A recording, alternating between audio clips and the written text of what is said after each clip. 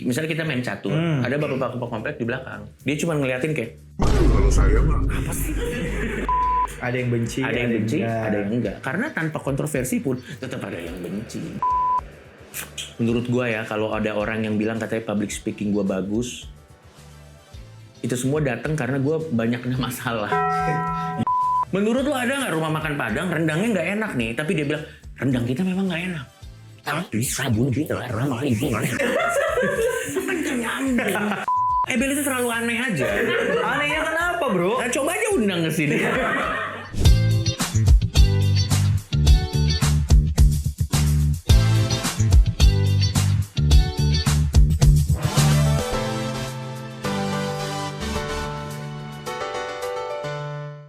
Balik lagi di podcast Ruang Meeting. Meetingin apa kita hari ini? Oke guys, welcome back to PRM. Senang banget kita balik lagi ke sini. Hari ini gue semangat banget, gue happy banget. Kenapa? Karena hari ini bintang tamu kita keren banget, bahkan super duper keren banget. Gue ngefans banget sama Doi. Ini abang gue banget lah pokoknya. Dan pasti kalian ini udah familiar banget dengan sosok Doi. Siapa dia? Ini dia, please welcome Coki Pardede. Thank you udah diundang, terima kasih. Siap, sehat Bang Coki? Sehat. Kita salaman dulu Bang. Gimana lo sendiri juga sehat, men? Seperti biasa lah, jasmani sehat, rohani yang kurang sehat Bang.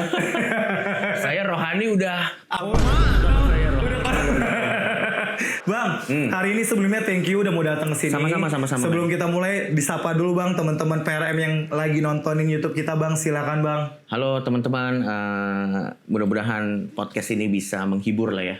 Bang Jogi, Yes. hari ini kita mau ngobrol-ngobrol Bang. Kita pengen ngebahas putaran salah satunya nih Bang. Cerita Abang kan dulu pertama kali salah satu yang bikin Abang masuk ke dunia entertainment adalah lewat program stand up juga ya Bang. Benar nggak sih Bang? Iya. Di Kompas TV waktu itu, Suci. Benar ya? Itu 2014. 2014. Berapa lama Bang kurang lebih di situ? Jadi Suci itu kayak audisinya. Mungkin padanannya kalau di musik tuh kayak Indonesian Idol-nya gitu. Oh oke, I see. Kayak talent search-nya lah ya. Iya, kayak talent search-nya.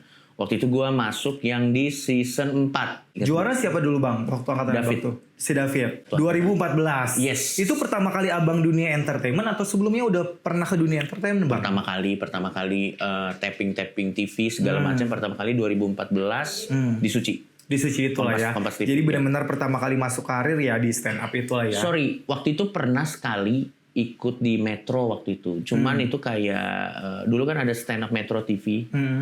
Tapi itu kayaknya bukan kompetisi panjang, cuman kayak sekali.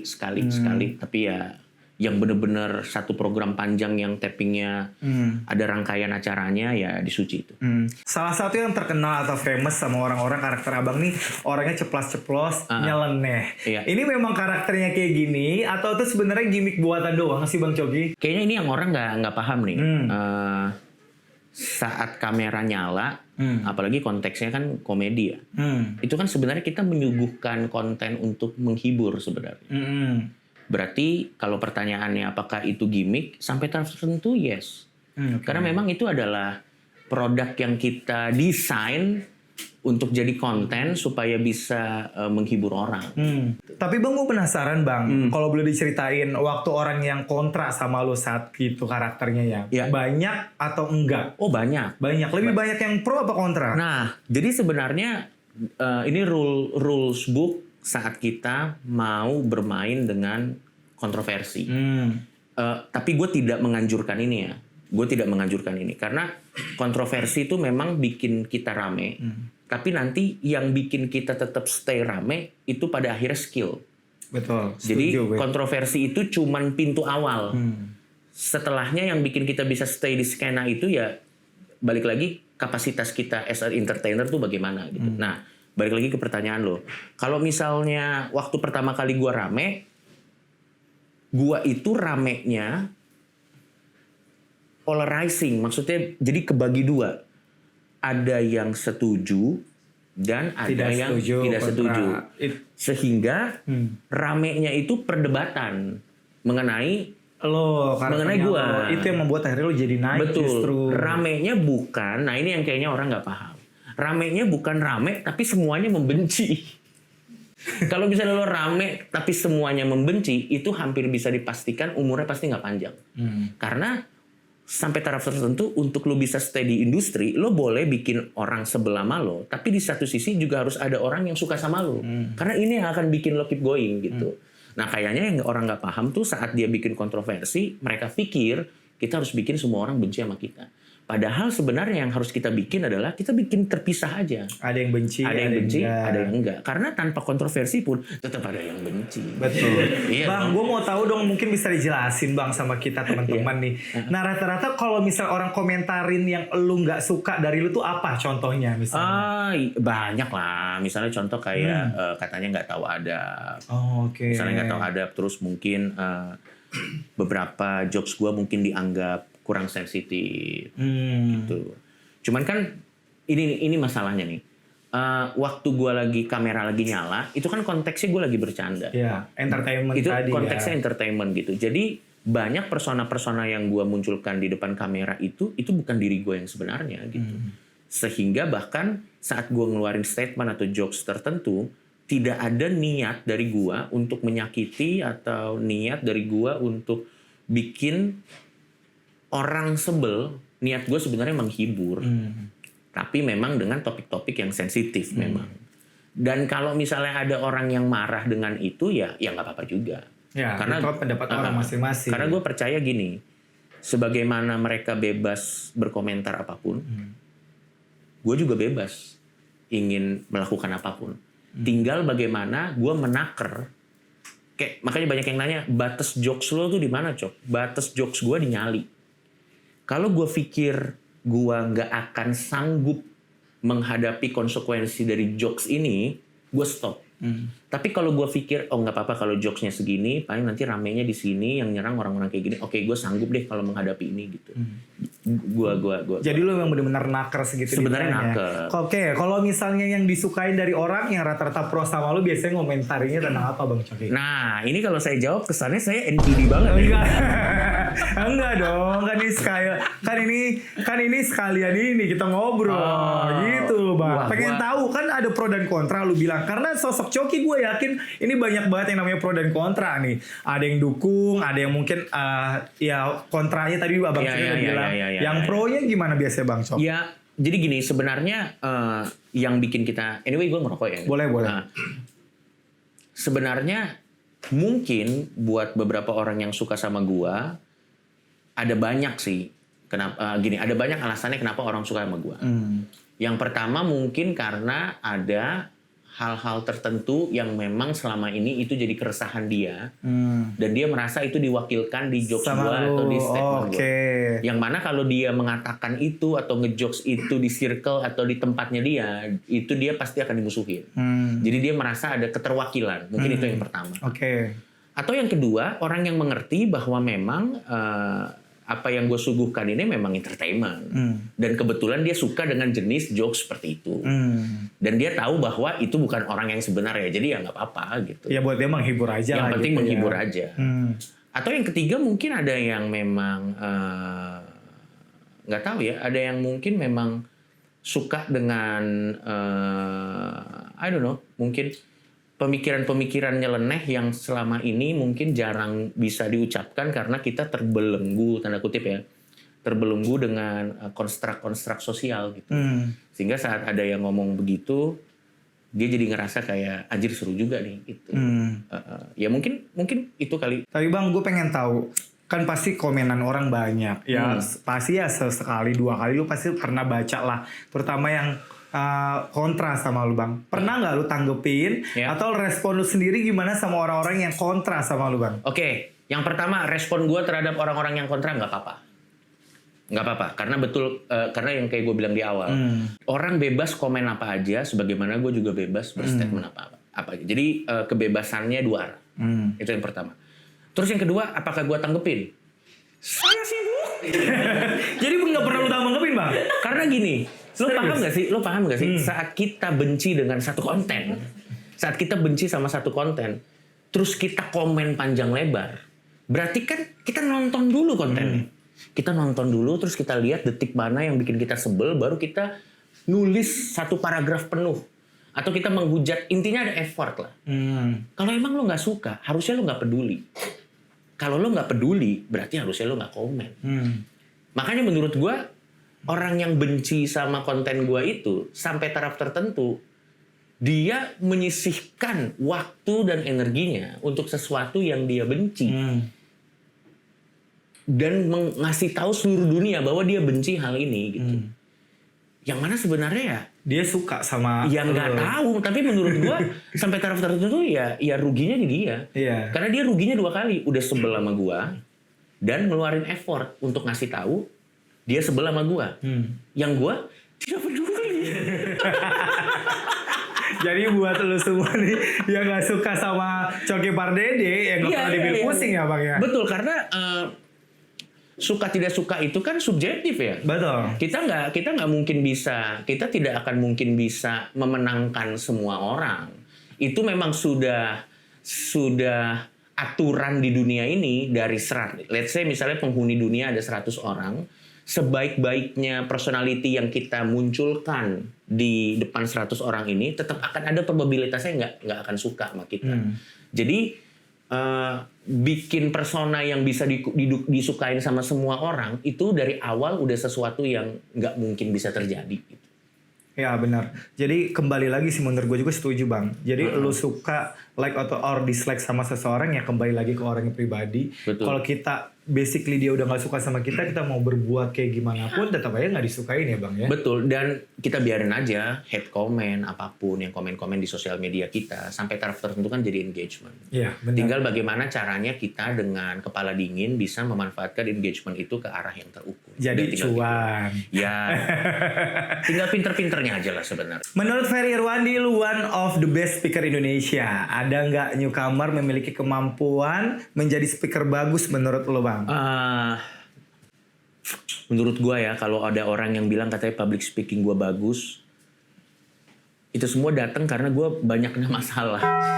Jadi pertahanan terakhir setiap manusia itu adalah mulutnya sendiri sebenarnya. Saat uang udah nggak ada, saat relasi udah nggak ada, saat energi udah nggak ada, pertahanan terakhir setiap manusia itu adalah teknik komunikasinya. Dan menurut gua teknik komunikasi itu penting untuk memastikan kita ada di tempat yang layak di dunia ini gitu. Dan orang bisa dinilai juga dari gaya komunikasinya, teknik komunikasi. Tapi bang, gue mau tahu rata-rata orang apalagi zaman sekarang mereka kadang-kadang suka belajar yang namanya komunikasi. Lu sendiri pernah belajar gitu nggak sih bang untuk teknik komunikasi atau public speaking? Kayaknya kebetulan karena memang background gue juga sempat jadi penyiar radio itu satu. Terus kedua memang gue anaknya suka nongkrong, suka ngobrol. Nggak tahu ya. Dan dari waktu kuliah juga gue suka presentasi. Jadi ya, dan gue asah gitu. Jadi mungkin itu kali yang bikin akhirnya jadi keasah, terbiasa, jadi bisa. Tapi kalau apakah gue meluangkan waktu spesifik gitu untuk melatih kayak di depan cermin ngobrol apa, kayaknya jarang. Pelatihan training pernah ikut? Nggak pernah. Semuanya udah aja. Ya udah.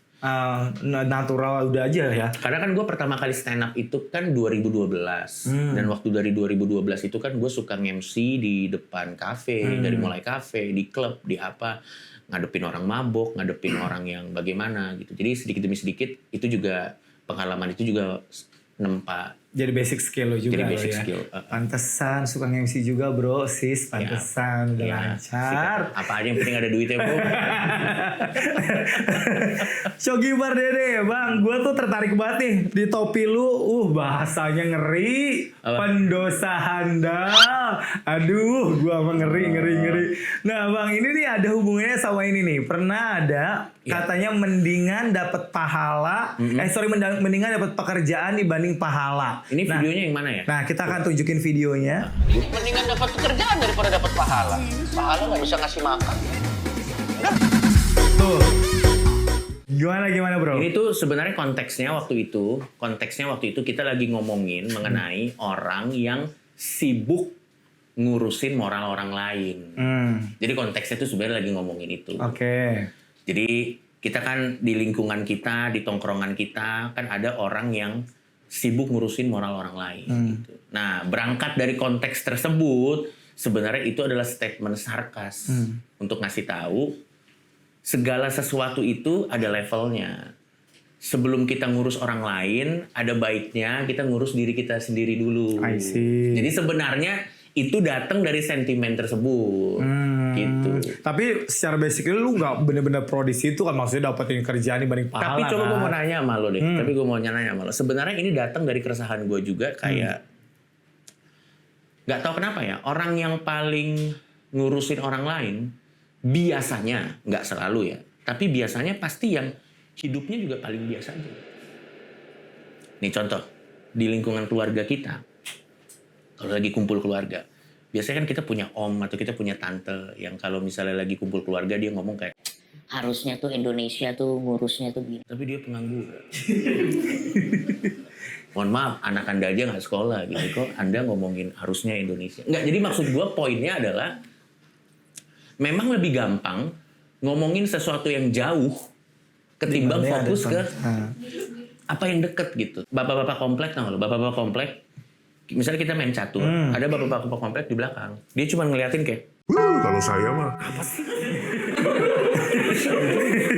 main kagak kan, di lapangan kagak, tapi dia komentar terus. Jadi sebenarnya statement tadi itu sindiran sebenarnya untuk orang-orang yang lebih mengutamakan akhlak orang lain daripada akhlaknya sendiri. Karena kan kita punya prioritas dong. Kan kita di hidup ini kan ada prioritas. Ada baiknya kalau kita mau keras, keraslah ke dalam. Karena kalau kita keras ke dalam, nanti itu akan terpancar dari tindakan kita. Kalau tindakan kita benar, suka atau tidak suka, itu akan dilihat sama orang lain. Nanti tindakan kita yang akan berbicara untuk pesan kita. Sekarang contoh, misalnya ada orang, dia selama hidupnya tidak pernah buang sampah sembarangan.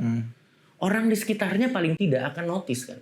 Saat orang di sekitarnya notice, itu akan jadi presiden yang paling ampuh. Daripada dia ngomong ke seluruh dunia ini, ke tetangganya, Bapak jangan lupa, jangan buang sampah sembarangan. Ke samping, Bapak jangan buang sampah. Itu ditampar gak sih orang kayak gitu? Lo ngerti gak sih maksud gue kayak apa sih gitu. Tapi kalau misalnya lu lakuin dari ke dalam gitu, lu nggak pernah buang sampah, tindakan lo akan jauh lebih bergema. Ya, itu akan lebih nampar buat mereka Yes. untuk akhirnya mereka jadi sadar. Betul. Gitu ya. Kayak misalnya artis-artis yang diserang sama netizen karena netizen menganggap perilakunya tidak baik. Biasanya Contoh. ya misalnya contoh dia ke klub lah, atau mungkin ada urusan selingkuh lah atau apa. Gini, gua nggak membenarkan selingkuh sampai taraf tertentu pasti salah. Tapi maksud gua kayak yang komen-komen begitu, kalau kita lihat profilnya, hidupnya juga nggak lebih baik. Lampunya remang-remang, temboknya retak-retak gitu. Udahlah bro, pokoknya menurut Iya, Cuti betul Paredes, ya. udah urus aja hidup lo, jangan urusin hidup orang lain. Bener gak sih? Dan kadang yang bikin kita sebel tuh adalah ini yang nyeramahin kita. Kalau di head to headin sama kita belum tentu lebih baik. Dia cuman nggak ketahuan aja. Nih ya, nih percaya sama gue. Setiap orang itu punya dosa. Setiap orang itu punya dosa. Bedanya gue sama lu, gue orang lain udah tahu. Lu orang lain belum tahu. Jadi sebenarnya nggak ada yang benar-benar lebih baik daripada satu sama lain. Nggak ada. Setiap orang ada dosanya. Yang ngebedain kita adalah mungkin lu lebih jago ngumpetin dosa. Tuh, Kalau denger gue itu. mungkin lebih bukan Bukan jor-joran. jor-joran, lebih belak-belakan. Mungkin lebih belak-belakan. Makanya sebenarnya statement pendosaan. Oh, jor-joran banyak banget kayaknya Bang yang udah baca. Tapi kan manusia tempatnya salah. Tapi Lu maksud baca gue- pendosa handal lu gak Nggak, baca tuh. jadi sebenarnya pendosa andal ini sebenarnya filosofinya tuh adalah manusia itu memang adalah tempatnya dosa. Sehingga cuman orang yang punya kerendahan hati yang tinggi mengakui bahwa dia bukan orang yang sempurna dan memang kalau soal dosa kecenderungan manusia pasti handal. Iya, kalau soal dosa kecenderungan manusia pasti handal. Cuman lama-lama kedewasaan kita kan yang ngerem kita untuk bisa menentukan jangan ngelakuin ini. Jadi ini sebenarnya statement rendah hati yang mengakui bahwa ya saya memang orang berdosa.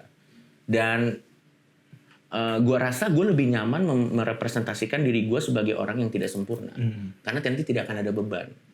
Apalagi di sosial media itu kan saat kita udah merepresentasikan diri kita apa adanya tanpa ada beban-beban moral tertentu, hidup kita tuh jadi lebih enak. Tapi kan Bang, ada tuh banyak yang bilang katanya sembunyikanlah aibmu sebaik mungkin, jangan sampai kamu bukanya sendiri. Kan bisa aja. Betul. Nah kalau misalnya dosa malah kita umbar-umbar, malah nanti akhirnya lu sama aja yang buka aib lu dong gitu. Nah itu Bang. Permasalahannya kan itu tergantung konteksnya kan. Itu tergantung konteks pekerjaan kita. Kalau gue berbicara di sini konteks pekerjaannya adalah public figure, entertainment. Di mana entertainment itu konteksnya adalah kita menghibur, bukan mendidik. Kecuali kita edukator. Kalau kita edukator, pekerjaan kita menuntut kita untuk menyembunyikan segala sesuatu yang ada hubungannya dengan pekerjaan kita. Tapi kalau kita entertainer, pekerjaan kita kan menghibur. Berarti yang penting adalah kita menghibur. Segala sesuatu yang di belakang sini itu tuh sebenarnya nggak relevan. Ini gue kasih contoh analogi. Contoh, misalnya ada rumah makan Padang. Berarti kalau rumah makan Padang yang dinilai dia rumah makan Padang bagus atau enggak, dari rendangnya enak atau enggak dong? Rata-rata mayoritas. Ya pasti dong. Menurut lo ada nggak rumah makan Padang rendangnya nggak enak nih, tapi dia bilang rendang kita memang nggak enak. Tapi sabun kita ramah lingkungan. Kan kagak nyambung anjing. Lo kalau jualan rendang, ya rendang lo yang enak. Lo nggak perlu. Tapi sebagian dari ini akan kita tidak perlu tahu. Saya datang ke sana pengen makan rendang enak. Gua nggak perlu tahu apakah lu sopan atau enggak. Saya datang makan rendang kenyang pulang. Ya, nah konteksnya sebenarnya betul, setuju. Gitu. Jadi konteksnya adalah kalian harus tahu kalau Coki Pardede ini seorang entertainer, bukan edukator. Ingat ya. Dan yang anehnya lagi tuh nggak apa? Orang tuh kadang gue nggak ngerti ya. Banyak banget orang aneh ya. Orang aneh tuh dia nyari pendidikan ke sumber yang salah. Misalnya contoh, kalau lo cari informasi ke Narasi TV, masuk akal. Karena memang Narasi TV adalah media berita. Lo nyari informasi ke Tempo, masuk akal. Tapi kalau lo nyari, akan ku cari informasi hidup, pedoman hidup ini di podcast, Coki. Anda udah salah dari awal. Kenapa lo nyari moral di sini? Tidak ada, bro. Gak baik karena tidak mendidik untuk lo. Sejak kapan tujuan tayangan tersebut untuk mendidik? Tujuannya itu memang menghibur. Karena mendidik dan menghibur tidak selalu head to head. Ada memang yang mendidik dan menghibur ada. Tapi kebanyakan kan enggak. Oke, Bang. Kita ngobrolin sekarang masalah sedikit personal, pribadi. Iya. Tentang hubungan. Iya. Kita pengen tanya tentang hubungan sama Febiana. Gimana? Gimik. Itu gimik doang. Serius itu gimik doang. Gimik. Gimik doang. Gimik. Jadi gini, kebetulan gue ada program sama Febiana. Terus programnya itu memang konsepnya gue ceritanya digoda-godain sama Febiana. Oke. Dan kebetulan waktu itu ada tap in brand dan konsepnya kayak gitu. Jadi ya karena memang kita tahu juga ya market di Indonesia tuh suka yang begitu-begitu, ya udah dilakuin aja gitu. Jadi sebenarnya itu cuma sekedar kebutuhan pekerjaan aja. Kebutuhan pekerjaan itu hanya aja. gimmick aja. Iya, tapi terlepas dari itu Febiana orang yang menyenangkan. Tapi dia juga punya hidupnya sendiri, dia punya agendanya sendiri, gue juga punya hidup gue sendiri. Kita punya agenda kita sendiri, cuman memang profesionalitas yang menuntut kita untuk kayak gitu. I see. Jadi don't hate the player, hate the game. Karena memang permainannya begitu. Iya benar, mau gimana? Kan kita tinggal jalin karakternya doang. Benar gak sih Bang? Betul. Bang, ini kita sebenarnya balik lagi nih. Tadi masalah omongan orang, dengerin atau enggak. Gubris atau enggak. Kita sempat tahu nih Bang, waktu Denny Sumargo, seorang Densu, pernah main ke podcast juga sama Eve. Sama If nih, istrinya nih. Ya kan? Sama If. Nah, dia bilang salah satu orang yang dia kurang suka adalah Bang Coki. Iya. Gimana? Gua Onat sama si Luffy. Nah, kalau gue sih gini. Menurut gue sama dia tuh deket banget sebenarnya. Sama siapa? Sama Densu. Serius? Lumayan deket. Okay. Gue Onat sama Densu deket.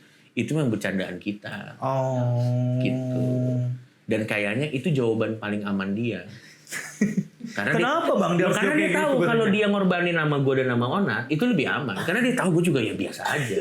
Karena sejujurnya thumbnail podcast Anda juga kurang sebenarnya. Tapi kita udah ada di level kedekatan seperti itu sampai kita punya kebebasan untuk mengungkapkan apa yang kita tidak suka sama satu sama lain. Menurut gua saat orang jujur sama kita, itu bukan semata-mata dia nggak suka loh. Bisa jadi karena dia udah saking deket, gini deh, lo misalnya udah deket banget sama orang. Lo kan nggak malu-malu kan, dia ngomong, anjing baju lo kurang banget gitu. Itu bukan datang dari kebencian, itu datang dari apa namanya, dari kepedulian. Nah kalau gue sih ngelihatnya sama Dennis, orang abis itu gue DM sama dia. Oh, oke. Nah tapi kalau yang Lutfi itu kayaknya emang dia beneran gak suka. Soalnya kan lumayan rame dan ya istilah DNC ngomong gak suka sama Choki Ya, gitu loh bang. apalah. Tapi basically berarti sebenarnya di belakang layar kalian tuh sebenarnya temenan lah ya. Iyalah. Dan itu tuh hal yang udah biasa kayak orang teman ngobrol udah deket, lu gak suka sama siapa, gue suka gak suka nih sama dia kayak gitu doang berarti ya sebenarnya ya. Iya. Semuanya bumbu-bumbu biar seru. Balik lagi ini kan entertainment. Dan gini di dunia entertainment lo harus punya thick skin. Thick skin tuh kulit lo harus tebel. Iya, I see. Lo nggak boleh. Kulit lu tebel, kuping lu harus tebel, Betul. terus mata lu juga harus ya udah harus biasa. Kalau hati lo tuh di dunia entertainment terlalu seperti kaca, kayaknya lo di skena yang salah deh. Iya. Harusnya lu bukan di entertainment ya. Iya. Tapi di mana bang? Ya di rumah aja. Di rumah jangan keluar. Oke, Bang, nih Ya. biasanya kita wrapping pertanyaan-pertanyaan dari netizen yang masuk. Sikat. Oke. Lah, beneran nonton bokep cowok. Ya, kalau menurut gua, emang kalau iya kenapa? Bang, tapi sorry, lu masih single kan? Enggak, gua nggak single. Oh, lu udah gak single? Gua nggak single. Oh, udah gak single? Gua udah nggak single. Gak gini, gue tuh bingung sama orang yang sangat kepo dengan genre bokep orang gitu. Maksud gue, Tapi kan lu cowok, Bang, maksud gua. ya terus kenapa? Kata gua, terus lu kenapa? Nggak, menurut gue tuh gini, menurut gue, lah beneran nonton bokep cowok. Nggak gini, berarti waktu dia nge-tweet ini atau komen ini, berarti kan itu menjadi sesuatu yang jadi pertanyaan buat dia. Ya kan? Itu jadi sesuatu yang jadi pertanyaan buat dia. Kayak di hidup ini masa ini sih yang jadi pertanyaan buat dia gitu. Lo ngerti gak sih maksudnya? Kenapa nggak bagaimana caranya bayar pajak? Gimana Tapi Bang caranya Coki, mendapatkan 19 juta lapangan pekerjaan? Tapi gitu. Bang, Maksud gua kan orang ngelihat interpretasi lu kan sosok yang wah gila lu. Gini, kalau gua- sangar terus manly banget. Kalau gua gini, ini adalah pertanyaan-pertanyaan yang sebenarnya lebih wise untuk tidak dijawab. Kenapa? Bukan karena apa-apa, karena begini-begini. Kalau kita terlalu terbuka sama orang lain, nanti sisi misteriusnya udah nggak ada lagi. Jadi emang gue memberikan ruang kepada banyak orang untuk berasumsi tentang Coki Pardede ini seperti apa. Dan mereka mau menganggap gue seperti apa, mereka mau menganggap gue seperti apa, nggak apa-apa. Itu hak mereka kok. Aduh, dia jawabannya luar biasa loh, nggak sih? Luar Iya, biasa. nggak apa-apa. Amannya loh. Dan gua juga ya, menurut gue value orang kan dinilai lebih dari sekedar apa yang dia tonton sebenarnya. Kalau saya seperti yang Anda pikirkan, tapi show saya aja gini, show spesial gua itu penontonnya kedua terbanyak setelah Panji Pragiwaksono. Panji Pragiwaksono itu 10.000 orang yang nonton di Indonesia Arena. Shout out buat Bang Panji. Menurut gua Bang Panji salah satu komika terbaik di Indonesia gitu. Nah, show gua yang Maaf Saya Bebas itu 3.500 orang yang nonton di tenis indoor Senayan. Saya dengan apapun yang Anda pikirkan tentang saya, karir saya segitu loh. Di Indonesia saya udah naruh sejarah. Anda yang lurus-lurus aja cuma bisa komen gitu. Soalnya kita shock Bang, ini bener Bang Coki Pardede. Wah Ya, gila. serah orang lah, gue nggak peduli. Lo mau bilang gue apa juga terserah. Ya itu Iya. balik lagi ini dunia entertainment. Ini udah ya, Bang. entertainment. Lo orang sama Febiana aja saya bisa tiba-tiba pacaran begitu. Ya udah silakan dinilai sendiri aja, nggak apa-apa, santai aja. Oke Bang, next. Nah, Proses pemakaman ateis gimana? dilarung. Sebenarnya ya. Gimana ini bro? Sebenarnya ya, kalau dari gue sendiri, bukan bagaimana proses kita mati, tapi bagaimana orang menilai kita saat kita hidup sebenarnya. Ya tapi kan Bang, proses akhir itu penting juga. Nah, kan, kalau untuk- buat gua, proses akhir ini kan sebenarnya kan kayak misalnya dikremasi atau dipakai tata cara tertentu apapun lah gitu. Itu kan sebenarnya kan ya bagaimana caranya mengungkapkan respect kepada beliau atau yang bersangkutan yang saat dia sudah meninggalkan. Tapi kalau buat gua, gue lebih penting bagaimana gue diingat saat gue masih hidup gitu. Dengan prestasi gue. Ketimbang gue dikremasi kah? Atau gue ditaruh di peti kah? Atau gue ditaruh di mana kah? Menurut gue itu minor. Karena pada akhirnya yang bikin kita diingat di dunia ini, contoh deh. Legenda yang kita semua cintai dan kita sangat sedih saat dia berpulang ya. Glenn Fredly. Gak ada yang peduli dia dimasukin kemana beliau. Orang yang peduli kan karirnya itu, legacy yang dia tinggalkan tuh sebanyak itu gitu. Jadi gue gak mau berkutat ke hal-hal yang kecil. Karena harusnya kalau lo cuma diingat dari bagaimana cara lo dikubur, berarti impact lo cuma segitu. Tapi kalau lo diingat saat lo masih hidup, karya lo segini, lo pernah bikin ini, lo pernah bikin itu, menurut gue itu monumen yang jauh lebih besar karena itu kekal. Jadi lu gak masalah lah sama Mana lu mau dikremasi, lu mau taruh di mana kayak nggak masalah. Lu mau anyutin di kali kayak. Nggak masalah. Iya. Next. Nah nih bang, aku mau jadi siapa yang tim kreatif? Oh ini di komen yang gue bikin konten sama Tretan Muslim. Jadi gini, ini harus dikasih konteks nih karena waktu itu gue sama Tretan Muslim bikin kontennya absurd lah. Jadi ini salah satu reaksinya, kok bisa seabsurd itu? Ya iya memang karena kreativitas itu, ini gue belajar dari Panji Pragiwaksono ya. Terkadang supaya bisa diingat, kita harus kasih bukan yang lebih bagus, tapi yang lebih beda, itu aja. Karena kalau misalnya konten yang lain nilainya 8, kita ngasih konten yang nilainya 8,5, perbedaannya itu nggak terlalu jelas. Tapi kalau misalnya kita kasih konten yang beda, ya pasti kita... Balik lagi kayak tadi lu bilang ya, iya. Kita supaya ngebuat orang inget sama kita, itu kalau bisa nyajin sesuatu yang beda. Betul. Jangan sama yang lain. Betul, tapi itu awalnya aja ya. Untuk, kan gini, orang bisa datang ke kita karena kita beda, tapi yang bikin mereka stay, itu skill kita. Jadi, jangan tergoda juga untuk ngasih yang beda, tapi nanti orang begitu datang, ini mah cuman aneh doang nih, gitu. Jangan sampai kayak gitu. Iya, malah nanti awkward yang ada itu. Iya, Oke, Bang, last question. Iya. Kita pengen tanya tentang sahabat-sahabat sekitaran lo ya, semuanya temen lah gitu ya. Tapi kan pasti tetap ada orang yang kayaknya ini nggak cocok sama gue. Bukan nggak suka ya, tapi karakternya kayaknya nggak cocok sama gue. Terus ya ini kayaknya gue kurang interest sama dia. Bang, siapa teman-teman lo mungkin boleh orang-orang stand up, komika yang lo nggak suka? Stand up yang gue nggak suka. Nah, gini nih masalahnya. Kalau misalnya ditanya siapa orang yang stand up yang gue nggak suka, gue harus jawabnya 2 nih. Kalau dari komedi tuh soalnya cocok-cocokan. Kayak ada yang suka ada yang suka rock, ada yang suka dangdut. Jadi ketidaksukaan gue sama dia bukan karena gue benci, tapi memang bukannya ya ituan lo, ya selera lo lah. Bukan selera gue. Siapa?